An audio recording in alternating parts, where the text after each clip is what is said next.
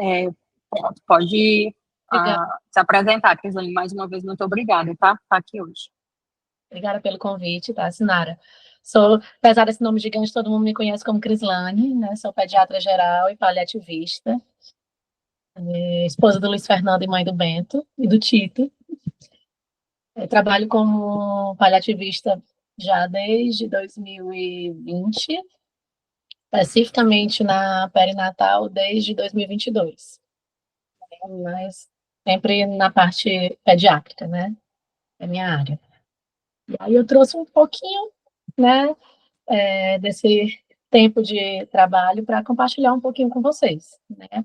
Fiz questão realmente de colocar como cuidados paliativos perinatais, porque quanto mais eu trabalho com NEO, menos eu consigo diferenciar, né, esse período, e mais a gente entende que, enquanto paliativista, a gente precisa abraçar aí esse período de transição tão importante, né? E aí, inicialmente, embora eu saiba que esse termo já foi muito trabalhado aqui, né, o básico da paliação, né, do que é o paliar, né, que é essa proteção que vem lá no período medieval, talvez até antes, né, que é esse sentido que vem lá do latim do pallium, né, que nada mais é do que esse cuidar, esse proteger, né. Nós somos exatamente essa equipe que vem ampliar o cuidado, protegendo, resguardando o paciente e a família, com o intuito de aliviar, de fato, o sofrimento. Então, nesse contexto, né, a gente tem sempre que se questionar onde inicia esse paliar em neonatologia. Pela OMS, a gente lembra que os cuidados paliativos neonatais são definidos, de fato, como uma abordagem que busca melhorar a qualidade de vida do recém-nascido, da família e dos profissionais de saúde envolvidos, né? Então, ali eu tenho um alívio de sintomas, alívio de sofrimentos, sendo essa doença curável, incurável, progressiva ou não. E dentro da pediatria, nós realmente muitas vezes nos deparamos, né, talvez até mais o pessoal da GO, não sei se tem alguém da obstetrícia aqui, com aquela velha pergunta, aquele velho dilema ético do quando inicia, né? Onde inicia esse ciclo de vida? Onde inicia essa história da doença, a história de vida desse bebê? Para nós pediatras que trabalhamos tanto, né, com os 1.000 dias, 2.000 dias, para a gente, de fato, o ciclo de vida do bebê inicia desde a vida intrauterina.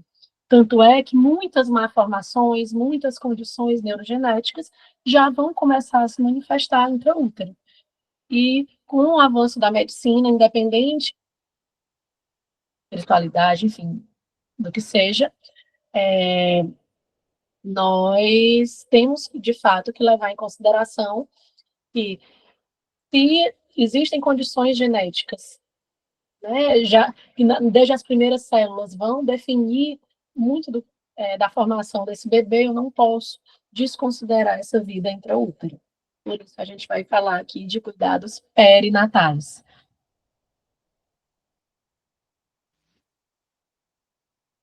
E aí eu já trouxe esse quadro para a gente tentar quebrar aí alguns tabus, né? Esse mesmo quadro eu lembro que eu utilizei numa aula que a gente fez para o pessoal da obstetrícia, né? Já tentando trabalhar um pouquinho neles isso, né? Que é, resumindo, esse cuidado paliativo aí perinatal, né? Que nada mais é do que cuidar da vida desde seu início, e para a mãe, para a família, esse início é a descoberta, é aquele testezinho de gravidez lá, é o positivo. E ali já começou, né? Quantas dessas famílias vão descobrir algum diagnóstico estranho, algo diferente, desde o primeiro morfológico, né? Promover qualidade de vida e conforto sempre, né? Lembrar do não iludir com desejos próprios, mas respeitar as expectativas e as crenças da família, né? E aí eu coloquei isso também lembrando, né, o pessoal que trabalha na medicina fetal. E lembrar que paliar não é sinônimo de morte nem de limitação terapêutica, né? De falar que essa criança tem indicação de cuidados paliativos não quer dizer que essa criança vai morrer amanhã, né? Mas de ampliação de cuidados. E aí, assim, só para contextualizar, eu trouxe um pouquinho do porquê falar de cuidados paliativos nesse contexto de medicina fetal, né, de perinatal. Já que dentro da pediatria já temos muito, né, a consulta pediátrica no pré-natal. Mas parece que essa consulta pediátrica no pré-natal é pulada quando o bebê tem um diagnóstico de alguma condição mais complexa. E aí, esses dados, né, assim, parte desses dados eu trouxe realmente do meu serviço, mas estão amparados também pela literatura, tá, gente?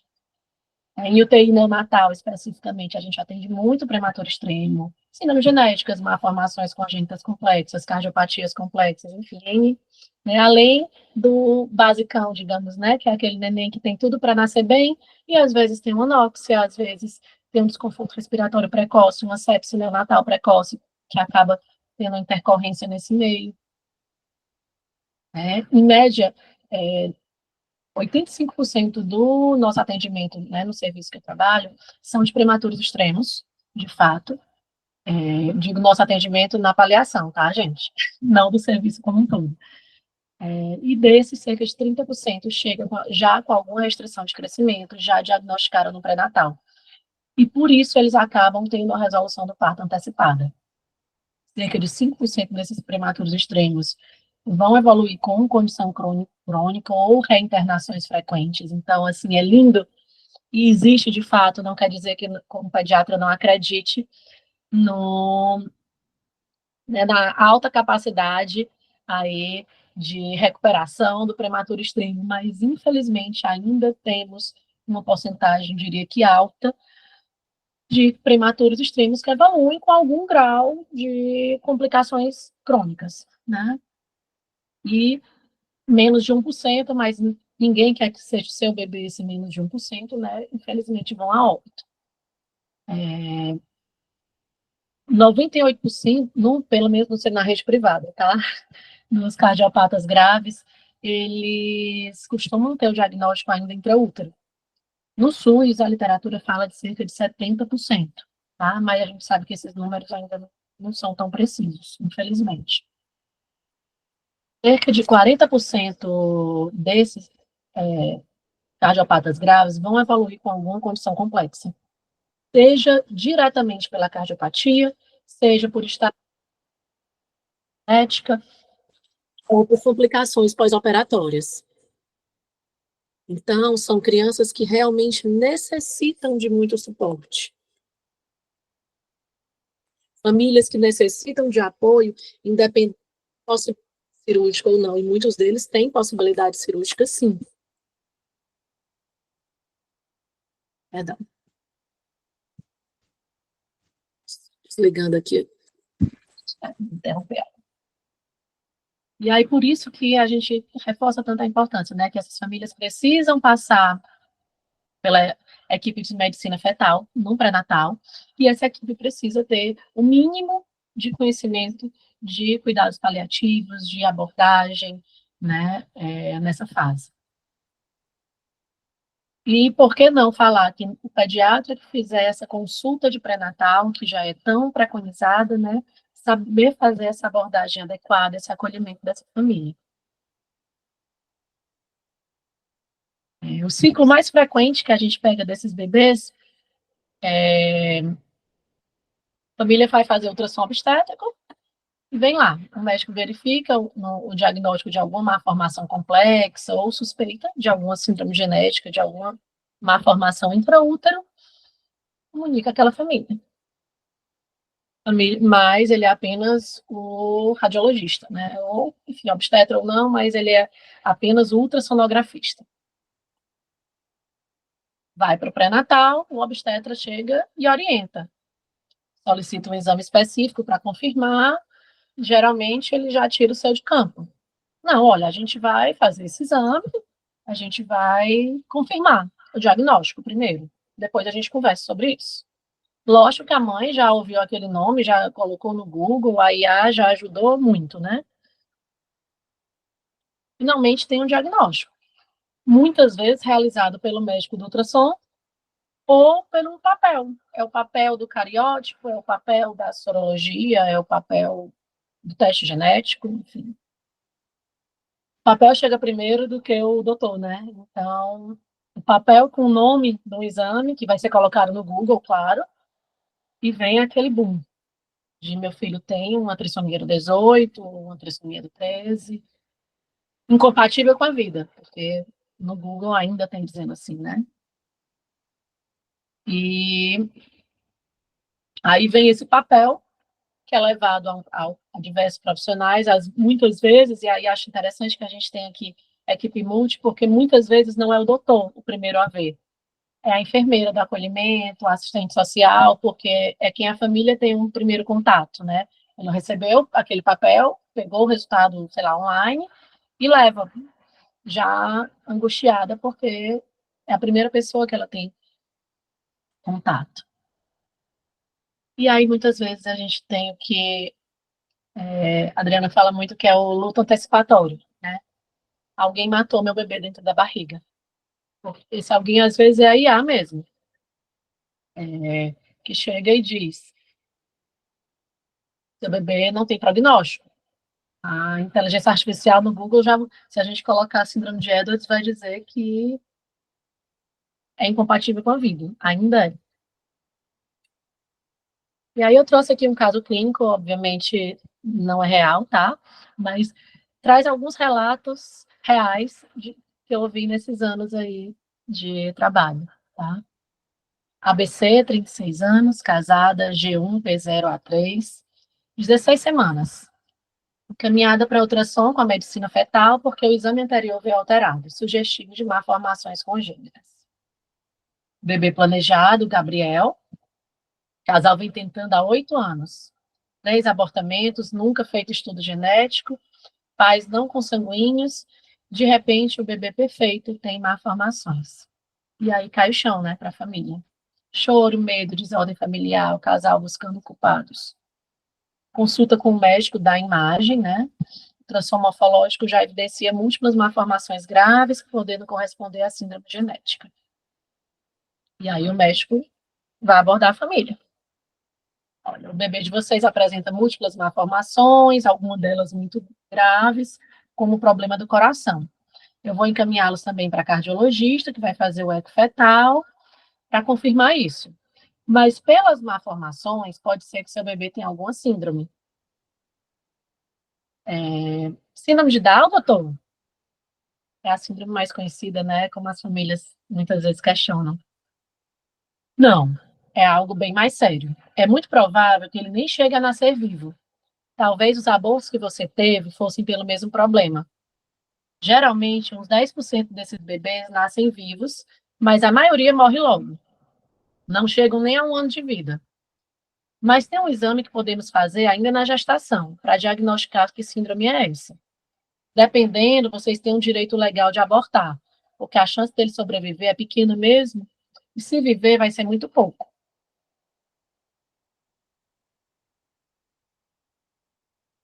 Difícil, né, a gente ouvir isso. Por mais que a gente tenha muitos profissionais, essa é a frase mais frequente das famílias relatarem. Profissionais bons. Não estou tirando nenhum mérito de nenhum desses médicos, essa galera da medicina fetal, não, tá? E aí eu trouxe isso realmente para que a gente possa se colocar no lugar desses pais, né? Como que você se sentiria ouvindo isso de alguém? Em nenhum momento o colega mentiu, digamos assim, mas a gente sabe que a forma de abordar poderia ser outra. E é por isso que, enquanto paliativista, a gente precisa atuar, de fato, desde esse pré-natal, esse perinato, né? Precisamos treinar e trabalhar essa abordagem inicial lá na medicina fetal e, ao mesmo tempo, estar preparado para acolher essa família. A história da maioria dessas famílias iniciou desse jeito. E aí a gente que está do outro lado, na UTI, né, são esses os pais que a gente recebe, são esses os pais que, às vezes, a equipe da UTI, né, chega dizendo, mas esses pais são tão ausentes. Na verdade, eles começaram a viver um luto aqui, com 16 semanas, nesse diagnóstico. Né? Aqui eu trouxe realmente as frases reais, né? Do doutor matou meu filho no ventre, o doutor disse que meu filho não ia aguentar nem o parto, o doutor da morfológica disse que eu não me apegasse, porque Edwards não sobrevive. Então, eu prefiro não ver meu filho. Vocês foram as únicas pessoas que acreditaram no meu filho.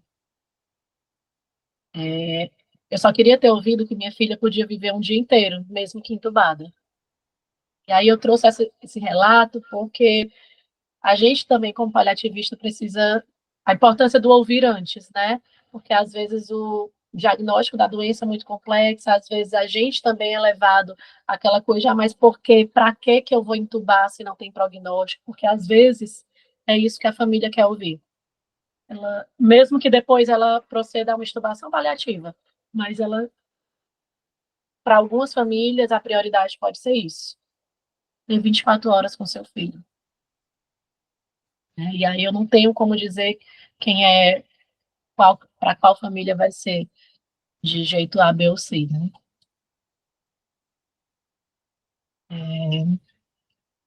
E aí a SBP já, muito sabiamente, já traz para a gente, né, que diante das diferentes condições clínicas, né, que podem limitar a vida do neonato, é essencial a gente tentar categorizá-las e assim oferecer esse cuidado personalizado, né? Lógico, eu trouxe aqui esse exemplo mais extremo, mas a gente vai agora entrar nos outros, as outras categorias, digamos assim, né? Tentar personalizar esse cuidado, respeitar os valores das famílias e as especificidades de cada paciente, né? Buscar sempre uma comunicação aberta e empática entre a equipe de saúde e os familiares, né? Que é tão importante, e para garantir, de fato, esse cuidado mais eficaz e ético. Já essa classificação é feita pela SBP, mas a OMS também, né, sugere esse mesmo a mesma divisão, digamos assim, embora a gente saiba que na prática a gente não sai dividindo, né? Apenas para a gente lembrar quem são esses bebês que chegam na UTI-NEO e que têm indicação de cuidados paliativos, né? São as doenças potencialmente fatais, para as quais há um tratamento curativo, pode ser viável, mas pode falhar. E aqui eu lembro do anoxiado grave, porque nas primeiras horas de vida pode dar tudo certo, mas pode não dar. Aqui eu lembro da prematuridade extrema. Quantos prematuros extremos estão em casa? Talvez até alguns estejam aqui assistindo a aula. A gente tem residentes lá no SEIB que foram prematuros de 27, 28 semanas. Estão lá, lindos. Mas, infelizmente, nem sempre é assim, né? Doença cardíaca grave, congênita, são, de fato, condições que muitas vezes existe um tratamento curativo, mas que a gente não sabe como vai ser a evolução, porque tem um alto potencial aí de complicações graves. Situações em que a morte prematura é inevitável, mas podem existir longos períodos de tratamento intensivo que vão visar, não diria nem tanto, o termo que a SBP coloca é prolongar a vida, mas permitir alguma qualidade de vida, né, e participação em algumas atividades habituais, né. As anomalias, aqui entram as anomalias cromossômicas, espinha bífida, rins displásicos multicísticos bilaterais, né. Lembrar que, embora o Google ainda coloque lá, né, as principais trissomias graves, né, a cromossomopatia graves, como incompatíveis com a vida, isso vem mudando, a medicina vem evoluindo, as condições crônico-complexas hoje já são encaradas, na verdade, como doenças raras, mas não necessariamente incompatíveis com a vida. Então, não dá mais para olhar para um bebê com diagnóstico de Patal e de Edwards e dizer é incompatível com a vida, né? São condições graves. Doenças progressivas, sem opções de tratamento curativo, né? A abordagem aqui seria exclusivamente paliativa e a sobrevida pode ser variável até alguns anos. Aqui tem anencefalia, displasia esquelética, doenças neuromusculares graves, né? Lembrando que já doenças neuromusculares, nós do SEIB lembramos muito a AME, né? A gente que pegou a transição, uma AME que tinha diagnóstico e não tinha tratamento, hoje uma AME que tem tratamento, mas infelizmente alguns só acabam tendo um diagnóstico tardio, mas a AME hoje, eu acho que ela está nessa transição entre o 3 e o 1, né? Porque é uma doença potencialmente fatal que agora tem um tratamento que, de fato, muda sobrevida. em situações irreversíveis, mas não progressivas, que vão impactar, de fato, né, a qualidade de vida a longo prazo, e muitas vezes aumentam, de fato, a mortalidade, né, como a cefalopatia hipoxia-isquêmica grave. E aí, nesse contexto, como fazer funcionar, né? Como é que a gente faz tudo isso dar certo? Primeiro de tudo, sempre colocando no centro essa família, esse bebê, né? Lembrando que a gente está ali trabalhando por eles, né? Não é pela nossa opção, não é porque a gente acha, né? Porque o profissional A, B ou C possa imaginar que qualidade de vida esse bebê vai ter, porque, sei lá, ficou dependente de oxigênio, mas eu tenho que lembrar daquela frase daquela família, né? Que ela só queria poder colocar o filho no colo, poder levar ele para casa, mesmo que em ventilação mecânica. E aí eu coloco esses 4 pontos porque eu acho que são, embora sejam muito abrangentes, a gente não pode pular isso, senão a coisa não funciona, né? Se quebrar qualquer partezinha dessa, a mesa desaba. O primeiro deles é a equipe, né? Que toda a equipe de assistência precisa estar preparada para acolher, né? E quando eu falo toda a equipe, é toda mesmo, né? Eu trabalho na rede privada, não só na UTI-NEO, mas primordialmente na UTI-NEO, e a gente vem já decorrer desses anos trabalhando literalmente com toda a equipe, né? Seja a técnica de enfermagem, seja a pessoa da limpeza, seja a equipe médica, justamente para ir trabalhando neles esse acolhimento, né? Do não se espantar mais tanto com algumas malformações, do saber ouvir aquela família, né? E hoje, graças a Deus, eles já têm outro olhar, outra maturidade para encarar, né? Entender que, por mais difícil que seja, né, quem realmente está em sofrimento maior é a família. Isso é uma coisa que a gente tem que lembrar sempre. Segundo ponto, o consenso, né? Que todos da equipe, aí eu cito novamente que a equipe multi precisam estar alinhados. E o médico acreditar que a melhor opção é a ventilação ou não, a físio tem que entender e concordar, é chamar a parte mesmo, é conversar com a equipe multi à parte, vamos sentar em equipe, fazer uma reunião multi, vamos explicar o que é está acontecendo, qual é o plano terapêutico, né? Uma vez que há uma compreensão clara e um consenso de toda a equipe, flui muito melhor, né?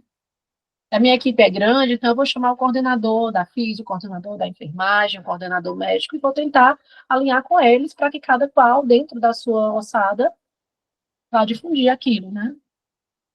Afinal, graças a Deus, o N desses raros não é tão grande assim, a gente consegue fazer esses momentos.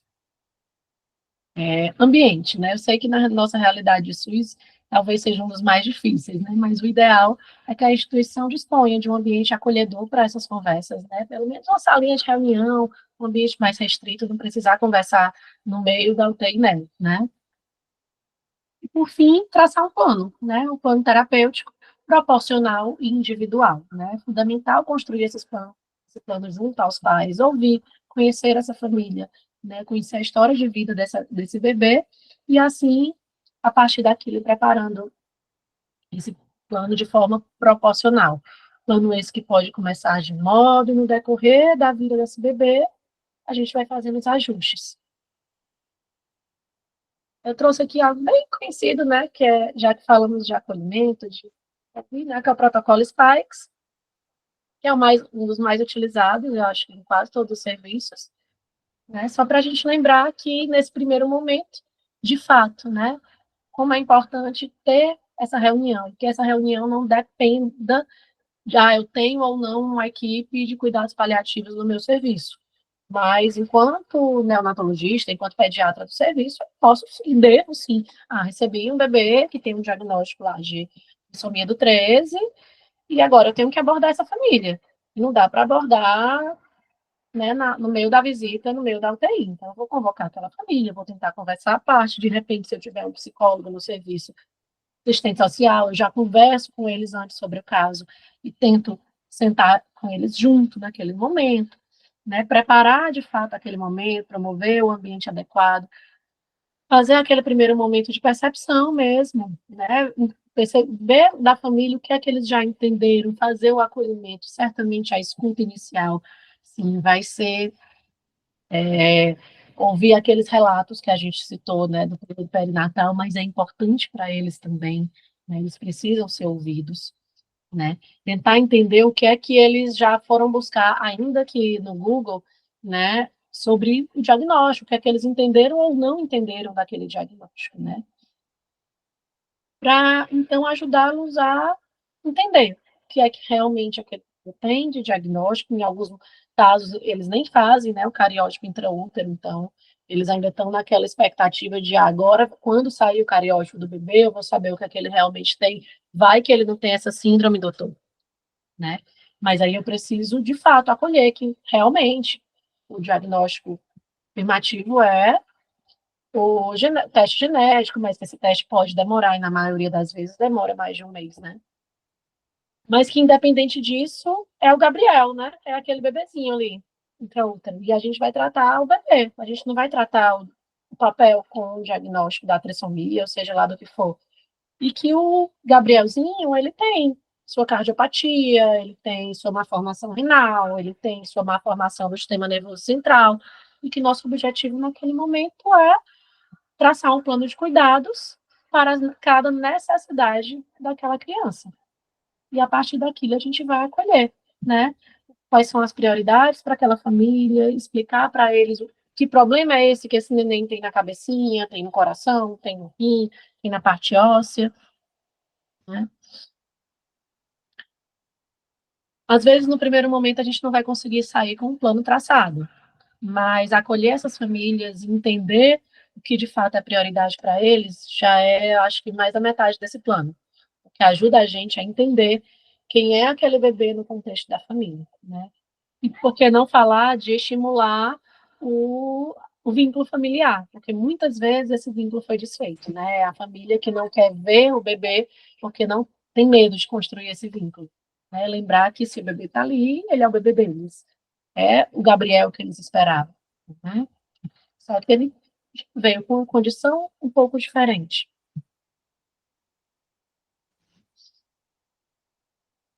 Dentro daquele mesmo caso clínico, né? Eu trouxe como se fosse meio que a continuação. Né? Como a gente poderia, digamos, fazer diferente? Ou abordar um pouquinho diferente aquele caso, né? Depois de verificar os achados durante o exame, né? O colega ainda da fetal, né? Porque afinal é ele quem tem esse primeiro contato, é ele quem faz o tá ali no ultrassom, né? O bebê de vocês, o Gabriel, né? Como é importante citar o nome do bebê? Se a família deu um nome, por que não, né? Apresenta alguns achados compatíveis com a síndrome genética. Tem diversas malformações perceptíveis. Vocês entendem o que é isso? Já ouviram falar? Né? Lógico que a família já se assusta, né? Meu Deus, doutor, o que é isso? É grave? A gente esperou tanto por esse bebê. Eu posso imaginar o quão difícil é receber notícias dessas. Mas sim, é grave. Isso implica em diversos riscos. Dentre eles, o bebê de vocês pode não nascer vivo ou viver poucos dias. Mas a gente entende o quão precioso é o filho de vocês e estamos aqui para cuidar dele de todo modo. Né? Assim, esse doutor aqui, diferente do anterior, ele não matou dentro da barriga, como disse a mãe. Ele explicou que, de fato, o bebê podia não nascer vivo. O bebê podia viver, nascer e viver poucos dias ou poucas horas. Mas ele deixou claro que estava junto para cuidar desse bebê, seja intraútero, seja no pós-natal. E a partir daquilo, ele abriu uma janela para iniciar esse cuidado. Né? E aí, doutor, o que é que pode ser feito pelo meu bebê? Né? Primeiramente, a gente vai confirmar qual é o problema genético. E aí ele vai sugerir lá a realização do teste para ainda intraútero. E depois, doutor, quais são as chances do meu bebê viver se tiver essa síndrome aí? Eu dei o exemplo aqui do Edwards por ser uma síndrome conhecida, né? E aí o doutor vai explicar que, por exemplo, sendo Edwards, a gente sabe que os riscos aumentam, mas que cada caso é individual, que eles vão ter, se assim desejarem, suporte, da equipe, de uma equipe especializada nesse perfil de pacientes, uma equipe de cuidados integrais, que vai ampliar esse cuidado junto com eles, enquanto o bebê estiver internado, vai montar um plano de cuidados individualizado, priorizando conforto, qualidade de vida do bebê. Não tem como garantir uma sobrevida longa, mas vão lutar e fazer de tudo para oferecer qualidade de vida para esse bebê.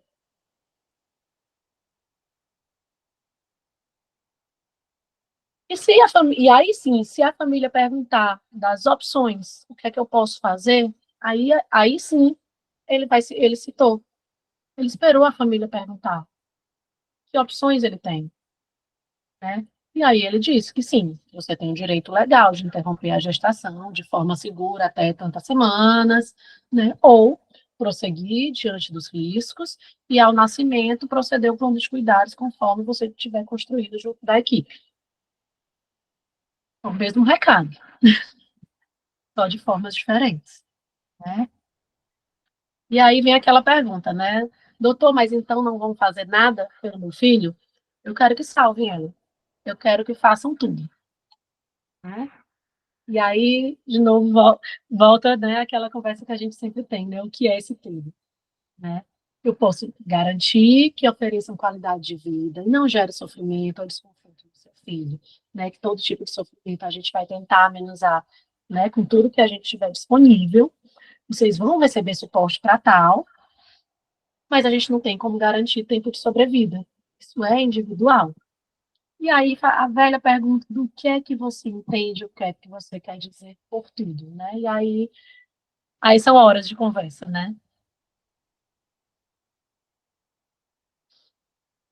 Então, nesse contexto, eu trouxe aqui, né, o conjunto básico da nossa conferência familiar, que é sempre colocar o bebê no centro, acolher essa família, né, como estive citando aqui, esse contexto, que é esse histórico pré-natal, as expectativas que idealmente já tenham sido acolhidas desde o pré-natal, mas se não, a gente vai retomar agora.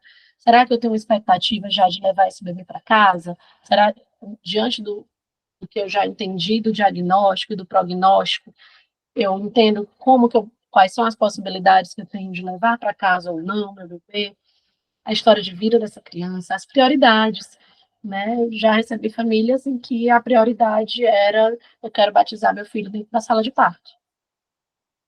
E tudo bem. Então vamos pensar aí como é que a gente vai providenciar isso. Ah, porque minha prioridade é fazer uma sessão de fotos com ele. Já que ele não vai sobreviver muito, eu quero poder guardar isso. Por que não, né? Esclarecer sobre o diagnóstico e o prognóstico, né? Sempre ouvir o quanto eles já compreendem, esclarecer as dúvidas, ser franco quanto ao prognóstico, mas deixando claro as possibilidades de cuidado, né? Construir junto esse plano de cuidado, sempre levando em consideração, né, todos esses pontos, e compartilhar esse plano com a equipe assistencial, né? No decorrer desses anos, lá no nosso serviço, nós criamos, lógico que acaba que pela alta demanda não conseguimos montar esse plano lindinho para todos os casos, mas realmente esses casos mais raros, de trissomias, de quadros realmente mais complexos, nós costumamos montar um plano de cuidados no pré-natal, quando a gente consegue atender no pré-natal, depois que o bebê nasce, a gente vai fazendo os ajustes, e aí sempre que eles passam por uma transição, né? Que o nosso serviço é só maternidade e aí o hospital pediátrico é em outro serviço, né? Em outro local. Então eles sempre saem com esse planinho. E geralmente eles vão para a sala de parto já com um plano. Existe um plano de parto com que nem a mãe, muitas gestantes hoje já vão para a sala, né, parir com um plano de parto, né, que fala lá da temperatura da sala, a iluminação, a golden hour. E por que não? A gente coloca assim no nosso plano a golden hour, tá? Só que uma golden hour adaptada. O que é prioridade para a família naquela primeira hora de vida? É batizar o bebê? Pois então, quem é que vai batizar? É a tia, é a madrinha dele que vai estar lá, é o pai, né? Ah, a prioridade é fazer a foto com um lacinho assim, assado. Quem é que vai colocar esse lacinho? Né? E a gente coloca também tudo isso nesse plano. A gente tenta contemplar o que é diante, né, as possibilidades, porque inclusive essas possibilidades elas são trazidas, né, quais são os cenários possíveis.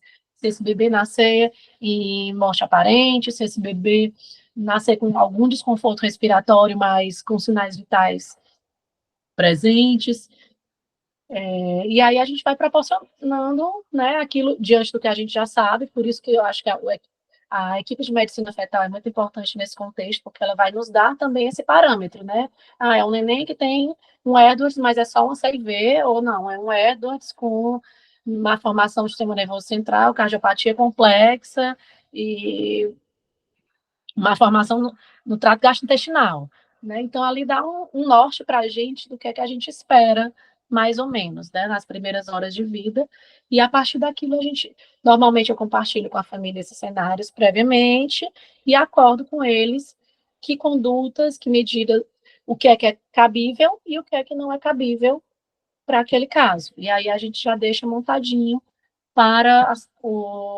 a sala de parto, né? Acaba que a família vai mais tranquila para a sala de parto, já sabendo mais ou menos o que espera, e a equipe também acaba se sentindo mais tranquila no que fazer e no que não fazer, né? Eu acho que esse é a grande angústia do neonatologista. Em que momento eu não vou reanimar ou não vou entubar, né? E esse bebê que saiu da sala de parto chegou lá na UTI Neo, né? E aí, o que fazer? E aí agora a gente entra na segunda parte, que é o cuidado, propriamente dito, dentro da UTI, né? Monitorização, né? E aí aqui acho que a palavra proporção talvez seja a principal, né? Assim, nem todos vão precisar, dever ter tudo isso, mas todos vão ter direito a tudo isso. E aí a gente tem que proporcionar, né? No mundo ideal, né, aquele bebê que já teve o plano feito no pré-natal, ele já vai chegar lá com tudo bonitinho, já foi tudo programado, mas a gente sabe que nem sempre esse é o ideal. Às vezes nem teve o diagnóstico, né? E aí chegou, se eu não tenho tudo organizado, eu vou proporcionar minimamente, né, uma monitorização, né, que pode ser que no decorrer do tempo, depois de toda essa abordagem, a gente consiga retirar, mas no primeiro momento eu vou colocar assim aquela monitorização, né? Ventilação e oxigenação, acho que também aí entra muito na proporção de como é que aquela condição daquela criança nasceu, e se não tiver sido abordado previamente, a gente vai acabar, de fato, ofertando, né? Fluidos e nutrição, né? Com moderação, até porque recém-nascido nas primeiras horas de vida, aí aqui a prioridade nunca é a nutrição, né? Então, por isso que no caso da NEL ainda dá para a gente dar um desconto aqui nessa parte da nutrição. Mas por que não, né? Inclusive, em NEL existe tanto a dieta trófica, né? Às vezes para a mãe é tão importante, é 1 ml, é uma gotinha de leite materno que ela tira, e que aí vem alguém, um abençoado, para dizer, não serve de nada, serve. É a única coisa que aquela mãe pode dar. Eu lembro que, às vezes, eu ainda escuto de alguns colegas, meu Deus, mas me dói tanto, o bebê dela está morrendo e ela está ali tirando leite. E aí eu tenho que olhar, mas doutora, é a única coisa que ela tem certeza que ela pode fazer. É o único remédio que é dela, que ela passou a gestação inteira ouvindo que é a melhor coisa do mundo para o bebê. E de fato, é o vínculo dela com aquela criança. Ela precisa daquilo também. Aí é o tratamento da mãe. Esse aleitamento aí é o tratamento da filha. E a gente tem que estimular, né? Ah, mas ele não está em condições. Se não tiver nada obstruído, se ele aguentar 1 ml, deixa entrar 1 ml. Ah, ele não aguenta 1 ml, mela gase, passa no lábiozinho do bebê, deixa o bebê sentir aquele cheirinho lá do leitinho e a mãe sentir que está participando, que algo dela também está ali cuidando do bebezinho dela, né? Vai tratar todo mundo, não vai fazer mal, né? Se não faz mal, por que não? Né?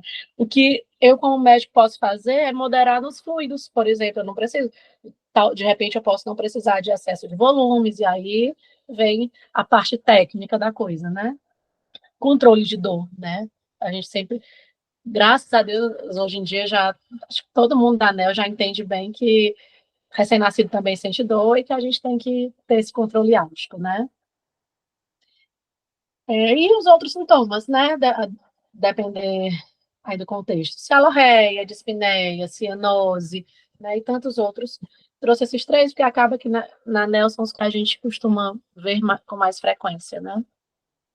Não ter pena de fazer medicação, de fazer controle de fato de dor, de dispneia, de cianose. Se preciso, sedação paliativa, né? Que a gente sabe que às vezes, dependendo da condição, às vezes uma osteogênese imperfeita, muito com muitas fraturas, é um bebê que sente muita dor e que às vezes, com todas as medidas ainda, a gente ainda tem dificuldade de controlar, né? Não posso deixar de ofertar isso para essa criança. E por fim, quando tudo já, digamos, acalmou, a gente começar a pensar, né? E aí? UTI, área médio risco, enfermaria? Será que de fato esse bebê precisa ficar na UTI? Se o meu serviço dispõe de condições para acolher na enfermaria, será que eu consigo transferi-lo? Afinal, na enfermaria vai poder ficar o pai, a mãe ali 24 horas, se for o caso, né? Sei lá, a avó. Geralmente na UTI, né, a gente não tem essa possibilidade da família ficar ali 24 horas por dia, né, presente. Então, isso aí é algo que acho que é muito individualizado, de cada serviço, de cada família, né? Mas é algo a ser pensado, né? Por fim, quem está com o rostinho aqui livre foi liberado, viu, pela família. Eu trouxe aqui um pouquinho do nosso trabalho, tá? Todas essas fotos são fotos reais. Tem uma aqui que é da semana passada, por sinal. De famílias, né? Histórias de vida das mais diversas, né? Essa acho que não dá para ver. Tá. Essa primeira aqui é uma síndrome de Edwards. Essa mesma neném que está aqui mamando no peito, ela tem Edwards, é essa mesma gatinha aqui mandando beijo, que está em casa. Né? Ela é exceção, eu sei. Ela é um Edwards que só tem uma HIV. Então, por isso que ela está tão bem assim. Né? Mas, essa mãe, que por sinal é enfermeira, foi aquele relato, inclusive, foi dela, de que mataram meu bebê dentro da barriga. E eu só queria poder ouvir que minha bebê tinha direito a um dia de vida fora do útero, mesmo que entubada. Essa gatinha nunca precisou ser entubada, mas você vê como é forte, né? Assim, como a importância dessa abordagem antes, desse acolhimento dentro da UTI faz diferença, né?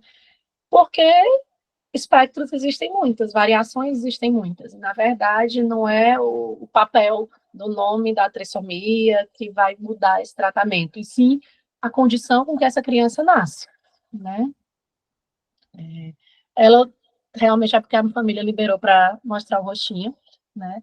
Aqui no outro extremo a gente tem a prematuridade extrema, que é talvez o mais comum aí nas UTIs NEOs, né?